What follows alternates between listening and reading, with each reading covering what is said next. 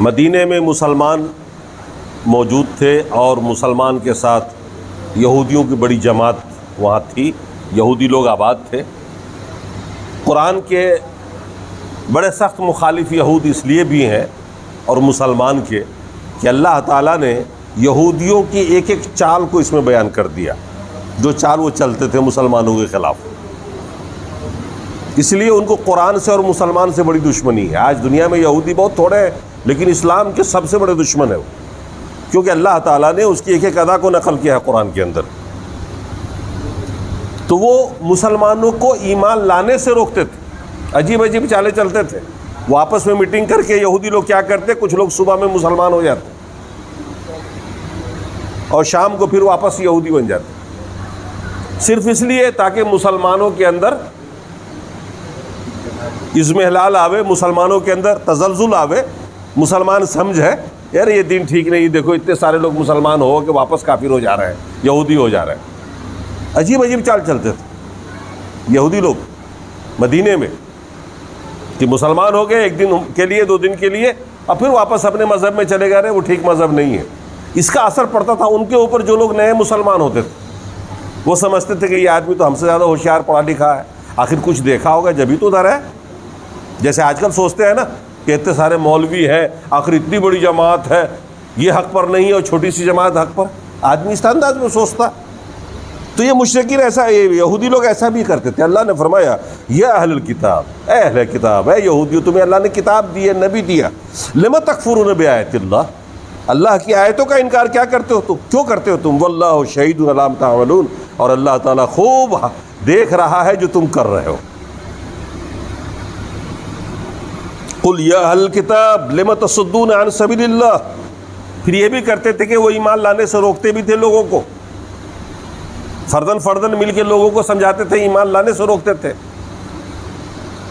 اللہ نے کہا اے رسول آپ ان اہل کتاب سے کہیے کہ تم لوگوں کو اللہ کے راستے سے کیوں روکتے ہو جو ایمان لا چکے، تبغون عوجا، تم کجی چاہتے ہو، اختلاف و انتشار چاہتے ہو، وانتم شہداء، جبکہ تم گواہ ہو، تمہاری کتابوں میں سارا کے سارا اسلام کے بارے میں پہلے آ چکا ہے۔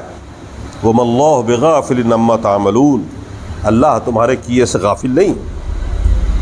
پھر اللہ نے مسلمانوں سے کہا ان تطیعوا فریقا من الذین اوتوا الکتاب، اے مسلمانوں اگر تم ان میں سے کسی ایک گروہ کی اتباع کر لو گے، ان کی بات مان لو گے، ان کو راضی اور خوش کرنے کے لیے کچھ ان کی بات کچھ ان کی بات بھی لے لو گے، تو تمہیں یہ کافر بنا کے چھوڑیں گے۔ اس لیے ہمیں بدعقیدگی اور بدعقیدہ کے لوگوں سے پوری طرح دور رہنا چاہیے۔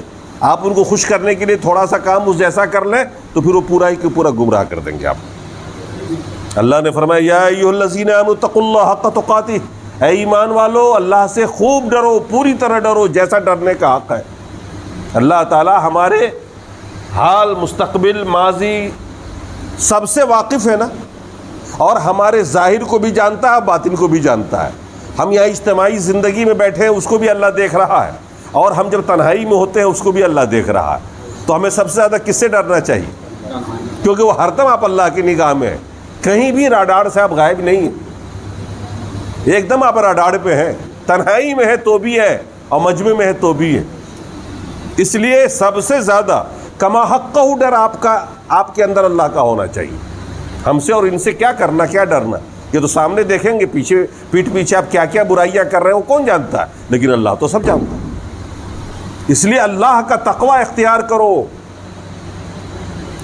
وَلَا تَمُوتُنَّ إِلَّا وَأَنْتُمْ مُسْلِمُونَ، اور یاد رکھو مسلمان ہی ہو کے مرنا، ایسا نہ ہو کہ مرتے وقت کافر بن جاؤ، ورنہ سارا کیا دھرا بیکار ہو جائے گا۔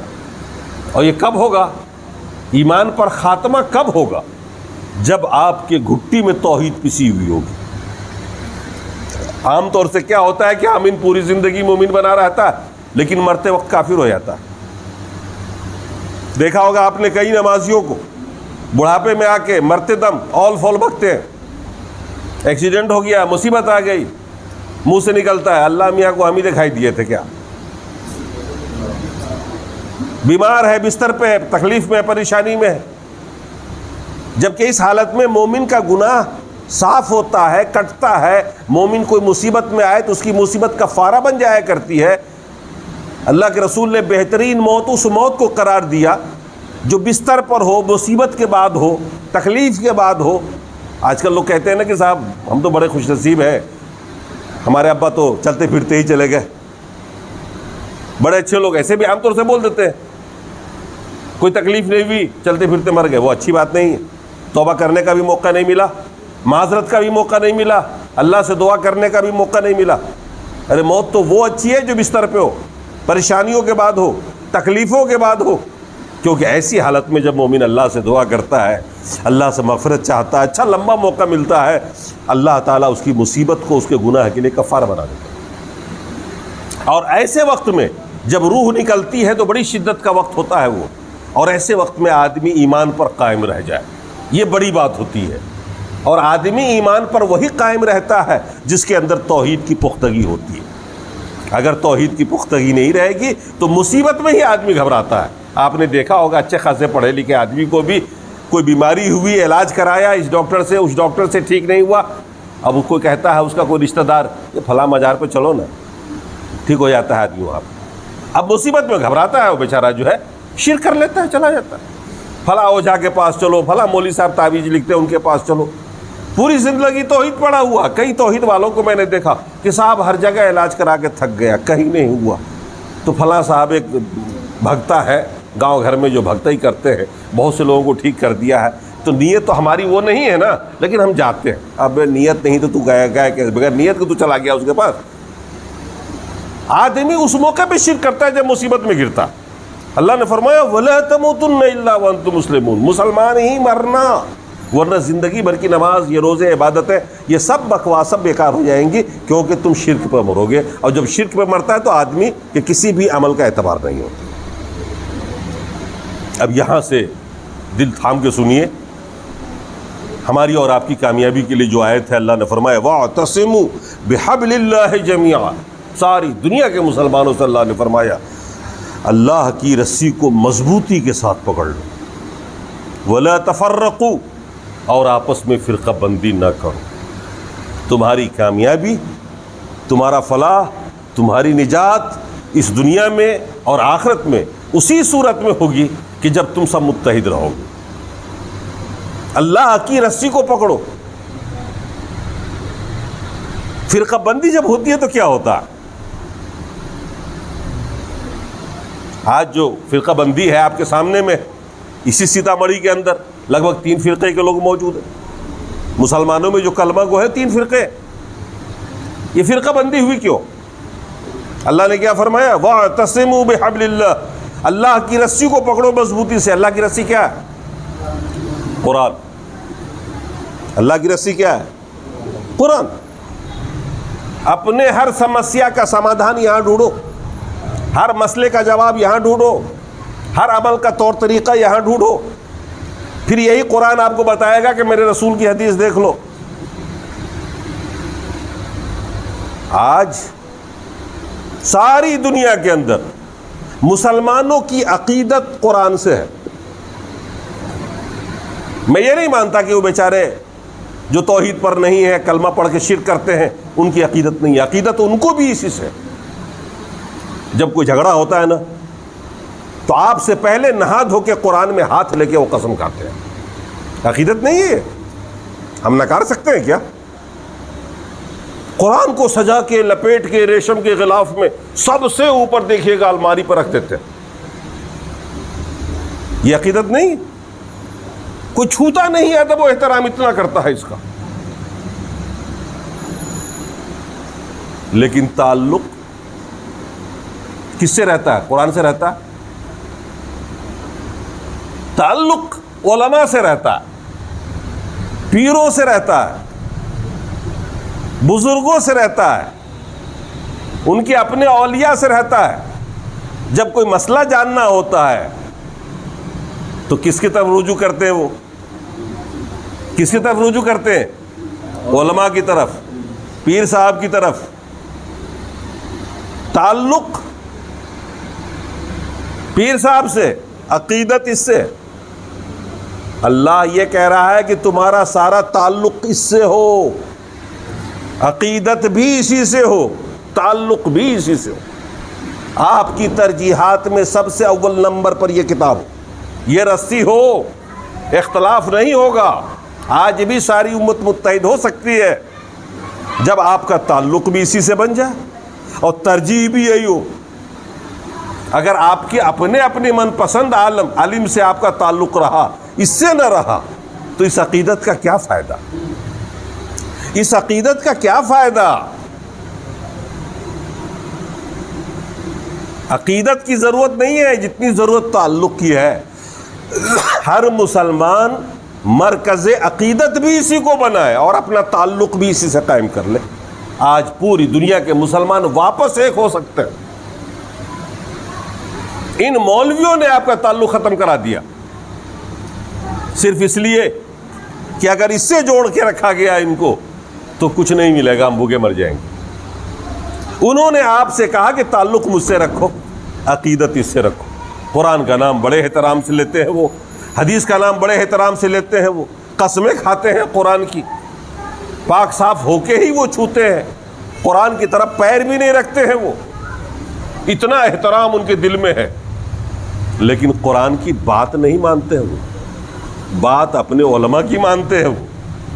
یہی وجہ ہے کہ فرقہ بندی ہے۔ آج فرقہ بندی کو ختم کرنا ہے، بس ایک آیت پہ عمل کر لے ساری دنیا کا مسلمان، اللہ کی رسی کو پکڑ لے آج کے بعد مضبوطی سے، اپنا تعلق اس سے قائم کر لے۔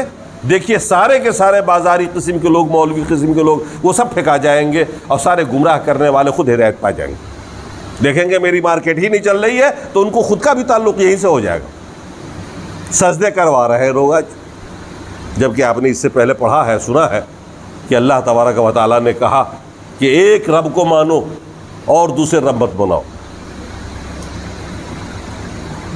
تو اللہ نے فرمایا مسلمانوں کو مخاطب کرتے ہوئے وَاعْتَصِمُوا بِحَبْلِ اللَّهِ جَمِيعًا، تم سب لوگ اکٹھے ہو کر مل کر اللہ کی رسی کو مضبوطی سے تھام لو، وَلَا تَفَرَّقُوا، اور فرقہ بندی نہ کرو۔ یہ حکم اس وقت بھی آیا تھا اور آج بھی ہے۔ اس کا مظاہرہ صحابہ نے کیا، خلفائے راشدین کے زمانے میں ہوا، بڑھتا چلا گیا۔ یہ اتحاد جب تک قائم رہا، مسلمان اس دنیا میں سربلند قوم رہی کہ نہیں رہی؟ آپ تاریخ پڑھ جائیے مسلمانوں کی، 800 سال تک ہر شعبے پر حکومت مسلمان کی رہی۔ ڈاکٹری مسلمان کے پاس، انجینئرنگ مسلمان کے پاس، جس شعبے کو اٹھا کے دیکھ لیجئے سب میں استاذ مسلمان ہوتا تھا۔ اور جب سے خود مسلمان نے اپنا تعلق ختم کیا اور ختم کرتے چلے گئے، آج وہ دن دیکھ رہے ہیں آپ کسی دیش میں بڑی اکثریت ہونے کے باوجود ہم اور آپ کس حالت میں جی رہے ہیں۔ تو دنیا کی کامیابی اور آخرت کی کامیابی دونوں کے لیے ضروری ہے کہ آپ کا تعلق قرآن سے ہو اور قرآن کے بعد حدیث سے ہو۔ قرآن اور حدیث بظاہر یہ دو چیزیں ہیں، لیکن حقیقت میں یہ ایک ہی چیز ہے، دونوں اللہ کا ہی کلام ہے۔ یہ خفی ہے، یہ جلی ہے، یعنی قرآن میں اللہ کے ہی الفاظ ہیں اور معنی اوپر سے آئے ہوئے ہیں، قرآن میں حدیث میں جو باتیں ہیں وہ اللہ کی ہیں، الفاظ اللہ کے رسول کے ہیں۔ اللہ تبارک و تعالیٰ نے صحابہ کو ان کا پچھلا زمانہ یاد دلائے، کہا وَاذْكُرُوا نِعْمَةَ اللَّهِ عَلَيْكُمْ۔ صحابہ ہونے سے پہلے اور ایمان لانے سے پہلے کیا حالت تھی ان کی؟ عرب کے لوگ جو مسلمان ہوئے ان سے پہلے، اسلام سے پہلے ان کی کیا حالت تھی؟ اللہ نے اس وقت یاد دلایا، فرمایا وَاذْكُرُوا نِعْمَةَ اللَّهِ عَلَيْكُمْ إِذْ كُنْتُمْ أَعْدَاءً۔ یاد کرو اس گھڑی کو، اس وقت کو، یاد کرو اللہ کی اس نعمت کو جو اللہ نے تمہیں دیا ہے۔ کب؟ اذ کنتم اعداء، جب تم ایک دوسرے کے دشمن تھے۔ عرب کی تاریخ پڑھ لیجیے آپ، جنگجو قوم، وحشی قوم، قبائلی زندگی جیتے تھے۔ اس قبیلے کے اگر ایک آدمی کو اس قبیلے نے مار دیا تو وہ قبیلہ والا اس قبیلے کے 10 آدمی کو اس کے بدلے مارے گا۔ اور یہ جنگ جب چلتی تھی تو 100 سال تک چلتی تھی۔ جنگ بعاث ایک بڑی جنگ ہے جو اللہ کے رسول سے پہلے لڑی گئی تھی، 100 سال تک مدینے میں جنگیں ہوتی تھیں، اور جو ان کے اندر جو آپس میں لڑ بھڑ کر مر رہے تھے وہ ایسے لوگ تھے کہ ایک بکری چلی گئی دوسرے کے چراگاہ میں، اس کے لیے 100 سال تک لڑائی ہوئی اور کئی ہزار لوگ مارے گئے اس میں. ایسے خونخوار قوم تھے وہ. صرف 4 مہینے سال میں ایسے تھے جن میں وہ لڑائی نہیں کرتے تھے. 4 مہینے کے بعد باقی 8 مہینے وہ لڑتے تھے، مرنا ان کا شوق تھا. کیسے ایک ہوئے وہ؟ اللہ تعالیٰ اس وقت کو یاد دلا رہا ہے. وَاذْكُرُوا نِعْمَتَ اللَّهِ عَلَيْكُمْ إِذْ كُنْتُمْ أَعْدَاءً. یاد کرو اس وقت کو، اللہ کی اس نعمت کو جب تم ایک دوسرے کے دشمن تھے. فَأَلَّفَ بَيْنَ قُلُوبِكُمْ. پھر اللہ نے تمہارے دلوں میں الفت ڈال دی. کیسے الفت ڈالی تھی اللہ نے؟ ایک کلمہ توحید دیا، لا الہ الا اللہ. ایک نعرہ دیا، لا الہ الا اللہ محمد رسول اللہ. ساری کامیابی جڑ گئی اسی توحید اور رسالت سے. سب ایک اللہ کو مانو، ایک اللہ کی عبادت کرو، ایک اللہ سے ڈرو، اپنی ساری ضرورتیں ایک اللہ کے سامنے پیش کرو، اور محمد رسول اللہ ایک رسول کی اتباع کرو. اپنا اپنا پسند کا مولوی نہیں ہوگا، اپنا اپنا پیر صاحب نہیں ہوگا، اپنا اپنا مرکز عقیدت نہیں رہے گا، کوئی الگ الگ نہیں رہے گا. سب کی مرکز عقیدت بھی قرآن و حدیث، سب کا تعلق بھی حدیث و قرآن سے. اور یہی کیا صحابہ نے، اللہ نے ان کے دلوں میں الفت ڈال دی. اسی ایک کلمے پر وہ متحد ہوئے تھے. آپس کی دشمنیاں بھلا دی انہوں نے، آپس کے شکوے شکایات ختم کر دیے.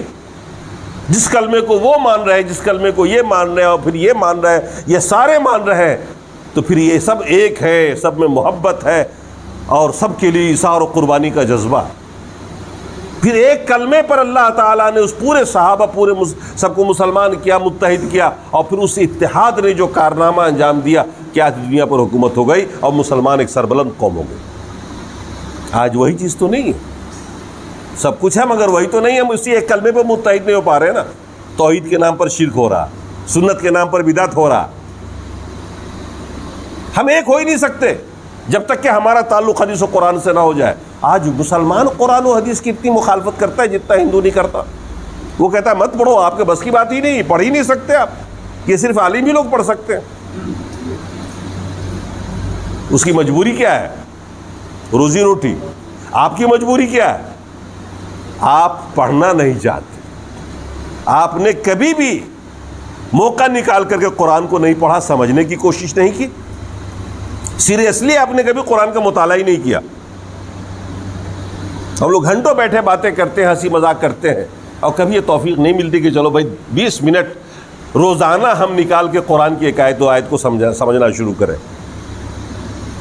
لا تعلقی جو ہے قرآن سے، اس چیز نے آپ کو محتاج بنا دیا کہ ہر مسئلہ وہاں سے جانے. ابا کا جنازہ پڑھنا ہے، کسی کو جنازے کی دعا تک یاد نہیں. مولانا کے حوالے 150 500 ہزار روپے مولانا کو دیں گے، مولانا پنڈت جی کی طرح آ کے رسم و رواج کر کے چلے جائیں گے. یہ 500 کا لفافہ پکڑ لو، جاؤ بھائی. مولانا نے بھی سوچا میرے لیے بھی آسان ہے، اچھا ہے کہ اس کو نہ سکھایا جائے، یہ سیکھے ہی نہیں، نہ یہ کبھی پڑھائے. آپ اپنے ابا کا جنازہ خود کیوں نہیں پڑھاتے ہیں؟ آپ، یہ آپ کی ذمہ داری تھی نا. مال آپ بٹوریں گے، سب وراثت آپ لیں گے، جنازہ میں پڑھاؤں گا. آپ اپنی بچی کا نکاح خود کیوں نہیں پڑھاتے؟ آپ کو اللہ نے حق دیا ہے پڑھانے کا، آپ ولی ہو، آپ ہی پڑھاؤ گے. خطبہ پڑھنا نہیں آتا، سیکھ لو. میں اس لیے کہہ رہا ہوں کہ میری روزی روٹی نہیں جڑی ہوئی اس سے، لیکن جس کی جڑی ہوئی وہ کہتا کہ آپ نکاح پڑھا ہی نہیں سکتے.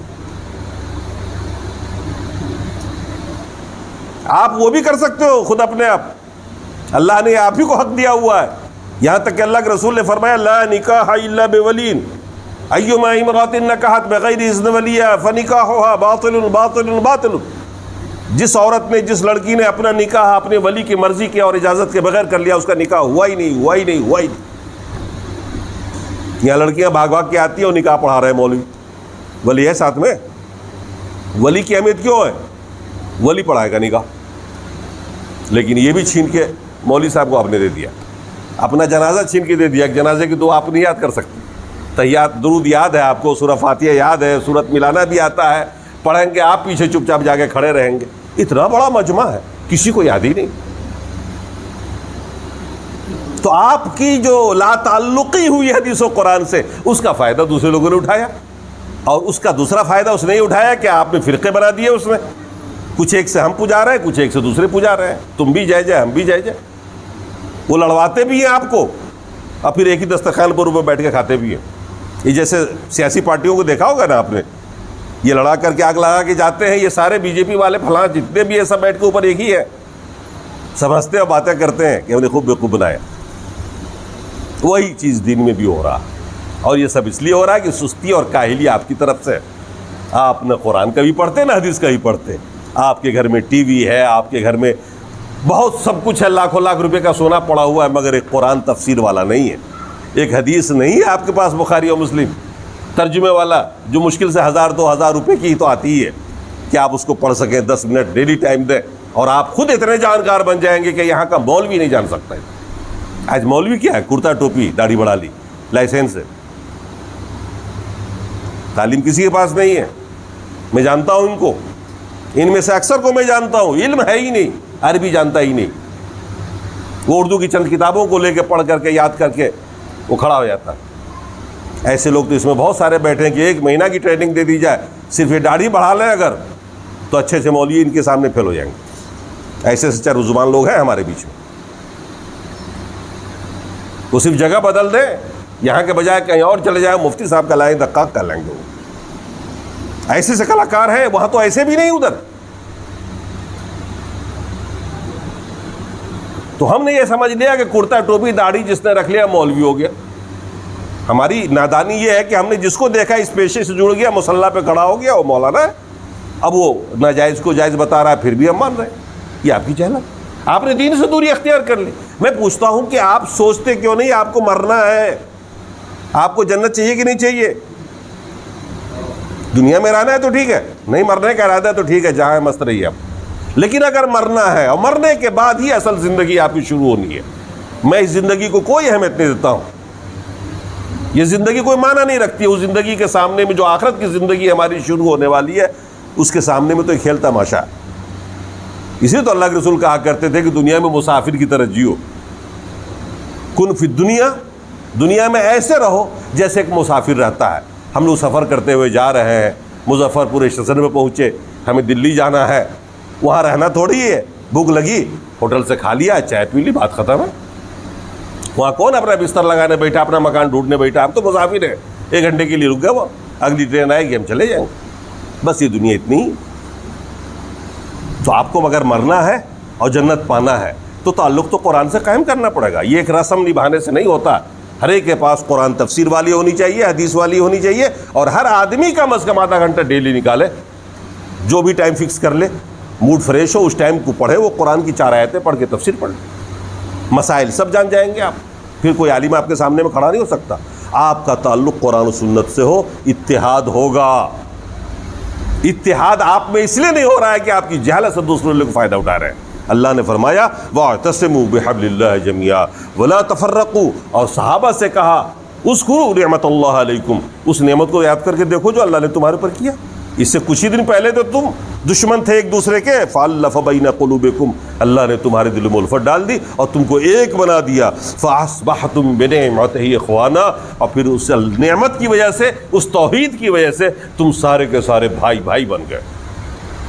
وَكُنْتُمْ عَلَى شَفَا حُفْرَةٍ مِّنَ النَّارِ، تم جہنم کے گڑھے پر تھے، آگ کے گڑھے پر تھے، بس یہ کہ جہنم میں تم جانے ہی والے تھے، گڑھے پہ کھڑے تھے جہنم کے تم، فَانْقَذَكُم مِّنْهَا، اللہ نے تمہیں اس سے بچا لیا۔ اگر وہ کفر میں مرتے تو کیا، اگر توحید نہ آتی اس قوم کے پاس تو کیا آتا؟ وہ سب مارے جاتے آپس میں لڑ کے، شرک پہ مرتے، کفر پہ مرتے، جاتے کہاں؟ سب جہنم میں جاتے کہ نہیں جاتے؟ اللہ نے وہاں سے بچایا۔ جو سب جہنم کے گڑھے کے پاس پہنچ چکے تھے، ہلاکت میں پہنچ چکے تھے اہل عرب، اور اللہ تعالیٰ نے توحید دی رسول کے ذریعے، اب پورے کے پوری قوم، پورے کے پورے عرب کو ایک کلمے پہ متحد کر دیا، جہنم سے بھی بچا لیا اور دنیا میں بھی سربلندی عطا فرمائی۔ کذالک یبین اللہ لکم آیاتہ لعلکم تہتدون، اللہ فرما رہا ہے کہ اللہ تعالیٰ اسی طرح کھول کھول کے بیان کرتا ہے تاکہ تم ہدایت پا جاؤ۔ اب اس سے کھلی ہوئی بات کیا ہوگی بھائی؟ لوگ کہتے ہیں نا قرآن سمجھ میں نہیں آگا، کتنی کھلی ہوئی باتیں ہیں، بس پس منظر آپ جان لیجئے سب کے سب سیکھ. پھر اللہ نے فرمایا وَلْتَكُن مِّنكُمْ أُمَّةٌ يَدْعُونَ إِلَى الْخَيْرِ وَيَأْمُرُونَ بِالْمَعْرُوفِ وَيَنْهَوْنَ عَنِ الْمُنكَرِ وَأُولَٰئِكَ هُمُ الْمُفْلِحُونَ. تم میں ایک گروہ، ایک جماعت ایسی ہونی چاہیے جو لوگوں کو خیر کی طرف بلائے، اچھی باتوں کا حکم دے، برائی سے روکے. اب ظاہر سی بات ہے یہ سارے مولانا تو نہیں ہو سکتے سارا کاروبار چھوڑ کے. یہ ڈاکٹر ہے اپنی ڈاکٹری چھوڑ کے اسی میں لگ جائیں گے تو کیا ہوگا؟ ہر طرح کے لوگ ہیں اور ہر طرح کے لوگوں کا ہونا بھی ضروری ہے، ورنہ کام تو نہیں چلے گا نا. کوئی بزنس مین بھی ہو، کوئی دکاندار بھی ہو، کوئی یہ بھی ہو، کوئی وہ بھی ہو. معاشرے میں تو سب کی ضرورت ہے، لیکن ایک طبقہ اس میں ایسا کچھ لوگوں کا ہونا چاہیے جو عالم بنے، علم پڑھے، دین پڑھے، اپنی پوری زندگی لگا دے دین میں، اور وہ لوگوں کو دین کی باتیں بتاتا رہے، پڑھاتا رہے، پوری قوم کو لے کے آگے بڑھے، اس کو سمجھائے، توحید بتائے، شرک سے بچائے، سنت بتائے، بدعت سے بچائے. چاہیے کہ نہیں چاہیے ایسا؟ اگر نہ ہو وہ جماعت تو پھر کیا ہوگا؟ پوری قوم تباہ ہو جائے گی، پوری قوم برباد ہو جائے گی نا. سارے جہنم میں چلے جائیں گے، سب توحید کو بھول جائیں گے. وَلْتَكُن مِّنكُمْ أُمَّةٌ يَدْعُونَ إِلَى الْخَيْرِ وَيَأْمُرُونَ بِالْمَعْرُوفِ وَيَنْهَوْنَ عَنِ الْمُنكَرِ. تم میں ایک جماعت ہونی چاہیے ایسی. اللہ کے رسول کے زمانے میں کچھ صحابہ اس کام کے لیے تیار رہتے تھے، جو نہ کماتے تھے نہ دھماتے تھے، اور وہ دین سیکھتے تھے اللہ کے رسول کے پاس رہ کر، اور پھر دین لوگوں کو بتاتے تھے. سارے صحابہ بھی ایک جیسے نہیں تھے کہ لڑائی میں ہی لگے رہے، سارے صحابہ بھی ایسے نہیں تھے جو کھیتی و کسانی کر سکے. تو ایک جماعت ایسی بھی تھی اس وقت، اور اس وقت سے لے کے اب تک ایک جماعت ایسی چلی آ رہی ہے جو آپ کو حق بتانے کے لیے اپنے آپ کو دنیا اور دنیا کے کاموں سے فری کر رکھا. اور یہ جب تک رہے گا جب تک آپ حق پر رہیں گے، کیونکہ ان کا کام ہے آپ کو ہدایت دینا اور آپ کو بتانا. اسی لیے جو بات مجھے نہیں کہنی چاہیے تھی وہ میں کہہ دیتا ہوں. اسی بنیاد پر بہت سے علماء نے کہا ہے کہ عوام کو چاہیے کہ اپنے ان علماء کا خیال رکھیں، اجتماعی بھی اور انفرادی بھی خدمت کریں ان کی، تاکہ وہ لگے رہیں اس کام میں، اس مشن میں. کیونکہ علماء جب کماتے نہیں، دنیا داری میں مطلع نہیں رکھتے اپنے آپ کو، اس کے لیے فری رکھتے ہیں، تو یہ ذمہ داری بھی عوام کی بنتی ہے کہ ان کے مسائل کو وہ اپنے سامنے رکھیں. اجتماعی طور پر بھی ان کی مالی مدد کریں اور انفرادی طور پر بھی الگ الگ بھی کریں. کیونکہ اس زمانے میں یہی ہوتا تھا، جو عمرہ تھے، جو امیر تھے، وہ لوگ خاموشی سے علماء کی مدد کرتے تھے، اور علماء اسی بلبوتے پر کام کرتے رہتے تھے، دنیا سے بے فکر ہو کر کے دین میں لگے رہتے تھے، کیونکہ یہ ان کی بھی ضرورت ہے، ان کی بھی کفالت علماء کی ذمہ ہو جاتی ہے. تو اللہ تبارک و تعالیٰ نے فرمایا کہ چاہیے کہ تم میں سے ایک جماعت ہمیشہ رہے.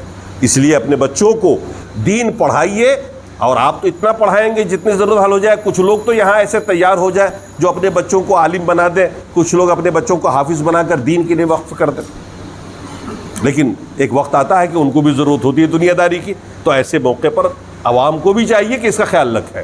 ہمارے اہل حدیثوں میں اس میں بڑی بے دلی پائی جاتی ہے کہ اہل حدیث اپنے علماء کا خیال نہیں رکھتے، جبکہ دوسرے طبقے میں بہت زیادہ رکھا جاتا ہے. تو بہرحال یہ وہ بات ہے جو علماء نے کہا ہے، میں نے بتا دیا آپ کو. اللہ نے فرمایا وَيَنْهَوْنَ عَنِ الْمُنكَرِ وَأُولَٰئِكَ هُمُ الْمُفْلِحُونَ، اور یہی لوگ دراصل کامیاب لوگ ہیں. پھر اللہ نے فرمایا دوبارہ وَلَا تَكُونُوا كَالَّذِينَ تَفَرَّقُوا، لوگو تم ان کی طرح نہ بن جانا. مسلمانوں سے کہا جا رہا ہے تم ان یہودیوں اور عیسائیوں کی طرح نہ بن جانا جنہوں نے اختلاف کیا مِن بَعْدِ مَا جَاءَهُمُ الْبَيِّنَاتُ، واضح دلائل آنے کے باوجود. یہودیوں نے، عیسائیوں نے خاص طور سے اختلاف کیا، گروپ بنائے، پارٹیاں بنائیں، اور 72 فرقے ہو گئے، 71 فرقے ہو گئے. مسلمانوں تم ایسا نہیں کرنا. لیکن مسلمانوں نے بھی نہیں سنا. آج مسلمانوں میں 73 فرقے ہو گئے، اس سے ایک فرقہ اور آگے بڑھ گیا.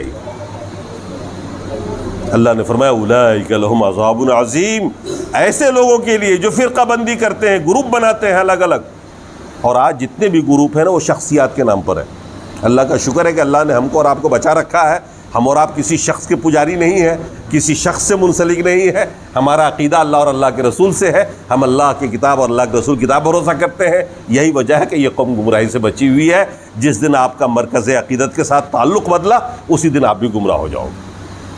یہ ایک بہت بڑی بات ہے اہل حدیثوں میں کہ ان کا تعلق پورا کے پورا قرآن سے بنا رہتا ہے، عقیدت بھی قرآن سے ہے اور تعلق بھی قرآن سے ہے، وہ اپنے ہر مسئلے کا جواب حدیث و قرآن میں ہی تلاش کرتے ہیں، اس لیے ان کی یہاں مولوی کوئی معنی نہیں ہے۔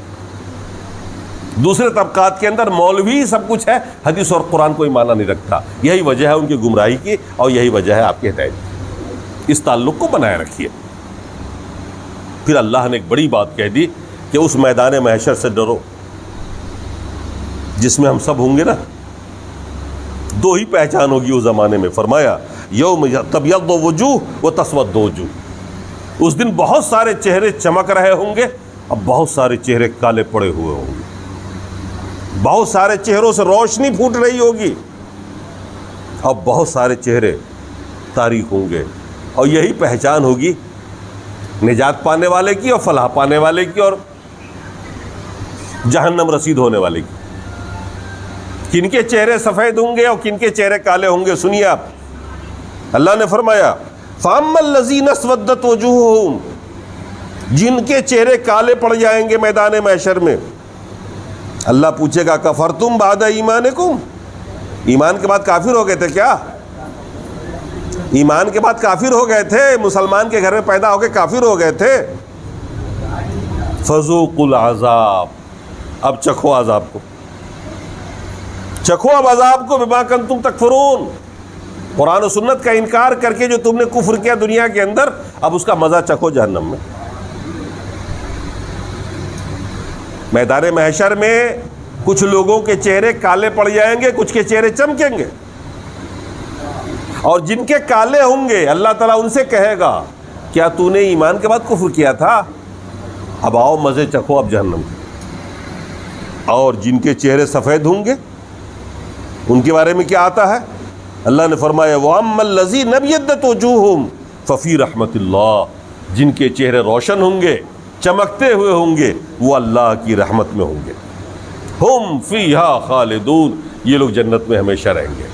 آپ نے حدیث پڑھی ہوگی، بخاری کی وہ حدیث میں نے سنائی تھی آپ لوگوں کو کبھی تقریر میں، جس میں اللہ کے رسول نے فرمایا کہ میں اپنی امت کو پہچانوں گا اعضائے وضو کے چمکتے ہوئے آثار سے۔ ہم لوگ جو وضو کرتے ہیں، نماز پڑھتے ہیں نا، تو جہاں جہاں پانی جاتا ہے وضو کا، وہ حصہ آپ کا سب سے زیادہ روشن رہے گا، چمکتا ہوا ہوگا۔ اللہ کے رسول حوض کوثر پر ہوں گے انتظار میں کہ اپنی امت کو میں پانی پلاؤں، حوض کوثر جس کو پینے کے بعد پھر کبھی پیاس لگے گی نہیں آپ کو۔ میدان محشر کی وہ گرمی، وہ تپتی ہوئی گرمی جو ہوگی، اس میں بھی پیاس نہیں لگے گی، آپ کبھی آپ پیاسے نہیں ہوں گے۔ وہ اس کے لیے اللہ کے رسول کھڑے ہوں گے حوض کوثر پہ۔ تو اللہ کے رسول نے فرمایا کہ ایک بڑی جماعت آئے گی، عارفہم و یعرفوننی، بخاری شریف کی حدیث ہے، میں ان کو پہچان لوں گا، یہ میری امت کے لوگ ہیں، ان کے بھی اعضا چمکتے ہوئے ہوں گے، روشن ہوں گے، انہوں نے بھی نمازیں پڑھی ہوں گی، وضو کیا ہوگا۔ عارفہم، وہ پہچان لوں گا میری امت کے لوگ ہیں، وہ یعرفوننی، اور وہ بھی مجھے پہچان لیں گے کہ یہ میرے رسول ہیں۔ لیکن بیچ میں فرشتہ حائل ہو جائیں گے، روک دیں گے ان کو، بیریئر لگا کے روک دیں گے، آنے نہیں دیں گے مجھ تک۔ پھر میں کہوں گا فرشتوں سے آنے دو نا، یہ میری امت کے لوگ ہیں۔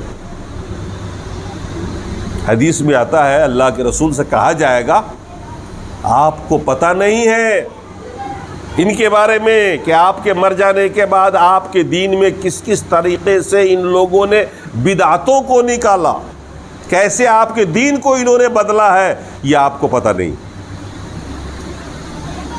یعنی وہ لوگ جو بدعت کرتے ہیں اور نماز بھی پڑھتے ہیں، جو سنت کے خلاف کام کرتے ہیں اور نماز بھی پڑھتے ہیں، وہ لوگ بھی حاضر ہوں گے وہاں حوض کوثر پہ، لیکن ان کو نہیں پلایا جائے گا، فرشتے باہر روک دیں گے اسے۔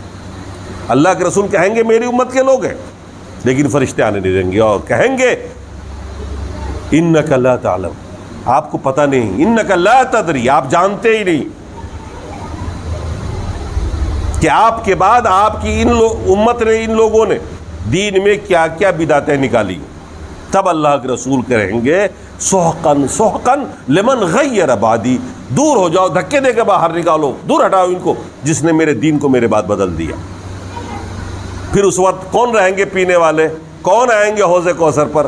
انہی سفید آثار سے پہچانے جائیں گے، انہی کے چہرے روشن ہوں گے، اور وہ لوگ ہوں گے جو سنت پر چلیں گے، جو قرآن کو مضبوطی سے تھامیں گے، جو سنت پہ قائم رہیں گے، جو بدعات سے نفرت کریں گے اور دور رہیں گے۔ دراصل انہی لوگوں کے لیے وہ بشارت ہوگی۔ یہ بخاری شریف کی حدیث۔ تو میدان محشر ہوگا، اس میں ہمارے چہرے سفید بھی ہو سکتے ہیں، کالے بھی ہو سکتے ہیں۔ آج ہی سے فکر کریے کہ آپ کے چہرے سفید ہو اس میدان محشر میں۔ اس کے لیے ضروری ہے کہ نماز پنجگانہ کا بھی اہتمام ہو، توحید آپ کے دل میں ہو، تعلق قرآن سے ہو، عقیدت بھی قرآن و حدیث سے ہو، اور اس طریقے سے آپ زندگی گزار لیجئے۔ اور یہ دین بڑا آسان ہے۔ اگر اس انداز میں آپ چلتے ہیں نا تو دین آپ کے لیے کبھی بھاری اور کبھی مشکل نہیں رہے گا۔ دین تو مشکل جب ہوتا ہے جب آدمی بدعت میں پھنستا ہے۔ ایک بدعتی سے پوچھئے کہ ایک بدعت کو انجام دینے میں سال میں کتنا خرچہ ہوتا ہے۔ میں نے اپنے گاؤں میں حساب لگایا تو ایک غریب آدمی کو سال بھر میں صرف بدعت کے کام کو انجام